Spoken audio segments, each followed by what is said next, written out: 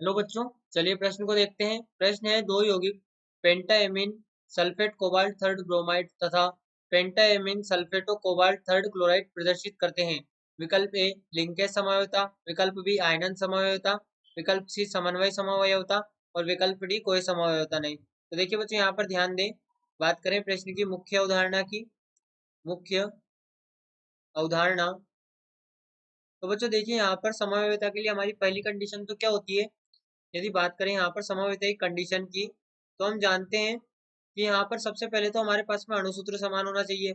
ये यहाँ पर सबसे पहली यहाँ पर कंडीशन होती है कि समवायिता के लिए पहले तो अणुसूत्र समान होना चाहिए। अणुसूत्र अणुसूत्र समान होना चाहिए। दूसरा बच्चों यहाँ पर देखिए समवायिता में क्या होता है, रूप अलग अलग होते हैं। रूप अलग अलग अलग अलग होता है। तो बच्चों यहाँ पर देखिए कि अणुसूत्र तो समान होना चाहिए और रूप अलग अलग होता है। तो बच्चों हम यहाँ पर हमें जो दिया गया है यौगिक, वो देखिए पेंटाएमीन सल्फेटो कोबाल्ट थर्ड ब्रोमाइड। अब पहले तो हम इनकी संरचना बनाना सीखें। तो संरचना किस प्रकार से बनाएंगे, हमें कहा गया पेंटाएमीन और कोबाल्ट थर्ड, यानी कि ये हमारे पास में धनायन समन्वय मंडल है।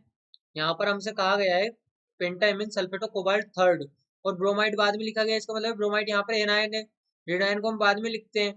तो यहाँ पर पहले तो हम बनाए पेंटाएमीन। तो देखिए समन्वय मंडल के अंदर क्या आएगा, लिगेंड, और लिगेंड क्या है, पेंटाएमीन। तो यहाँ पर ये हमारे पास में पेंटाएमीन यानी कि 5 एमीन। उसके बाद में बच्चों यहाँ पर हमसे कहा गया है सल्फेटो। सल्फेटो का अर्थ होता है SO4 यानी कि SO4। और हमसे यहाँ पे कहा गया है कोबाल्ट थर्ड। कोबाल्ट थर्ड का अर्थ हुआ यहाँ पर कोबाल्ट की जो ऑक्सीकरण अवस्था है वो है +3। और बच्चों अब हम यहाँ पर देखिए कि ब्रोमीन 2 आएंगे या 3 आएंगे या 4 आएंगे, सब डिपेंड करता है यहाँ पर कोबाल्ट की यहाँ पर ऑक्सीकरण संख्या पर। तो देखिए कोबाल्ट की ऑक्सीकरण संख्या +3 है, तो यहाँ पर हम जानते हैं कि SO4 की ऑक्सीकरण संख्या होती है -2 और एमीन की होती है यहाँ पर 0। तो यहाँ से यदि हम देखें तो हमें यहाँ पर पता चलेगा कि यहाँ पर जो समन्वय मंडल के ऊपर आवेश होगा वो होगा +1 +3 और -2। तो +1 यहाँ पे आवेश होगा और इसका अर्थ हुआ यहाँ पर इसके साथ में जो ऋणायन होगा वो ऋणायन Br माइनस होगा। Br माइनस होगा क्योंकि यहाँ पर इसे संतुलित भी तो करना है। तो यहाँ पर जो ये हमारे पास में यौगिक होगा CONH3 होल 5 और यहाँ पर SO4 और यहाँ पर ये Br, ये हमारे पास में यहाँ पर यौगिक होगा। इसी प्रकार से बच्चों हम देखें तो हम जब यहाँ पर बात करें पेंटाएमीन सल्फेटो कोबाल्ट थर्ड क्लोराइड की, तो यहाँ पर ब्रोमाइड था, यहाँ पर क्लोराइड है।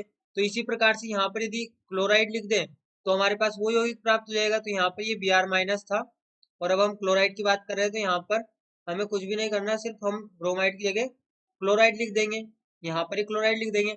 अब बच्चों हम यदि बात करें इसमें समवायता की, तो देखिए हमारे पास में सबसे पहली कंडीशन क्या थी समवायता की, कि अणुसूत्र समान होना चाहिए। और यहाँ पे यदि देखें तो दोनों यौगिक का अणुसूत्र समान नहीं है। यहाँ पर हम कहेंगे अणुसूत्र अणुसूत्र समान अणुसूत्र समान नहीं है। अब यहाँ पर ध्यान दें कि यदि अणुसूत्र ही समान नहीं है तो हम यहाँ पर समवायता की बात ही नहीं करेंगे।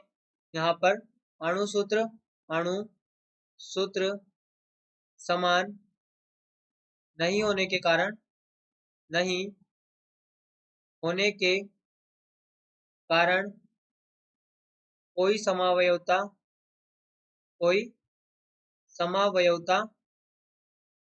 नहीं होगी, समावयवता नहीं होगी। तो यहाँ पर जो बच्चों हमारा विकल्प सही होगा वो होगा विकल्प डी, कोई समावयवता नहीं। यहाँ पर हमारे पास में इन दोनों में कोई समावयवता नहीं होगी क्योंकि यहाँ पर इन दोनों का अणुसूत्र अलग अलग है। तो यहाँ पर कोई भी समावयवता नहीं होगी, इसलिए हमारा विकल्प डी सही उत्तर होगा। आशा करते हैं आपको प्रश्न समझ आया होगा। धन्यवाद।